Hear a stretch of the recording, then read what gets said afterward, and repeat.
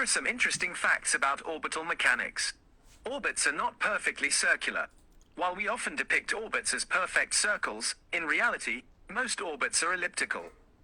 This means that the celestial body in orbit will have a closest point, perigee, and a farthest point, apogee, from the object it's orbiting. Gravity is what keeps objects in orbit.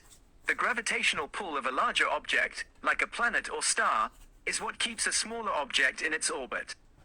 This gravitational force provides the necessary centripetal force to keep the smaller object moving in a curved path.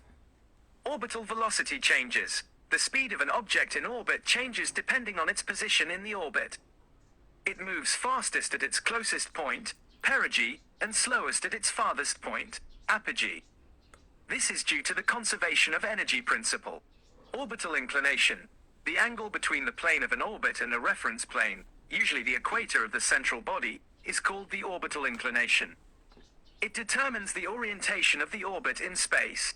Orbital maneuvers. Spacecraft can change their orbits by performing maneuvers that involve firing their engines. This allows them to adjust their altitude, inclination, or even transfer to a different orbit. Lagrange points. There are 5 special points in the orbital plane of two large bodies where the combined gravitational forces of the two large bodies balance the centripetal force required for a small object to move in a circular orbit around the two large bodies. These points are called Lagrange points. Geostationary orbit. A geostationary orbit is a special type of orbit where a satellite appears to stay stationary above a fixed point on Earth's surface. This is achieved by having the satellite orbit at the same rate as Earth's rotation. Polar orbit.